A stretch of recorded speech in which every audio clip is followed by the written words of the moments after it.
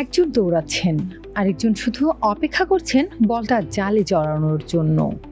Atletico মাদ্রিদের বিপক্ষে Manchester সিটির ৩-১ গোলের জয়ে যেন নতুন এক জুটি খুঁজে পেলেন কোচ অ্যাঞ্জো মারেস্কা, সেমিনিও আর মারমুশ। ম্যানচেস্টার সিটির এশিয়া সফরের শেষ ম্যাচটা শুরু হয়েছিল একটু অস্বস্তি দিয়ে।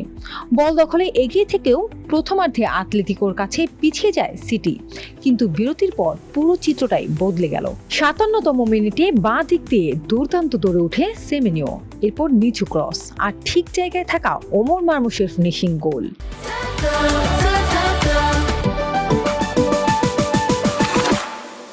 ২ মিনিট পর আবারও একই গল্প, সেমিনিওর ক্রস আর মারমুশের নিখুঁত ফিনিশিং।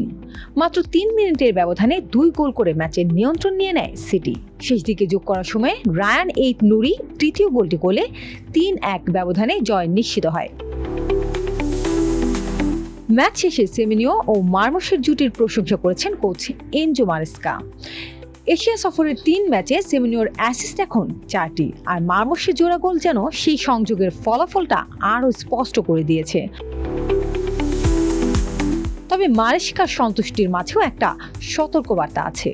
সুযোগ কাজে লাগানোর ক্ষেত্রে সিটিকে আরও ধারালো হতে হবে, কারণ সামনে আর প্রাক মৌসুম নয়, শুরু হচ্ছে আসল লড়াই। আগামী ১৬ আগস্ট কমিউনিটি শিল্ডে আর্সেনালের মুখোমুখি হবে ম্যানচেস্টার সিটি। সেমিনিও ও মারমুশের এই জুটিকে এবার প্রতিযোগিতামূলক মৌসুমেও সিটির বড় অস্ত্র হয়ে উঠবে? উত্তর মিলবে মাঠেই। লোপা ইসলাম, স্পোর্টস ডেস্ক, ইনকিলাব ডিজিটাল।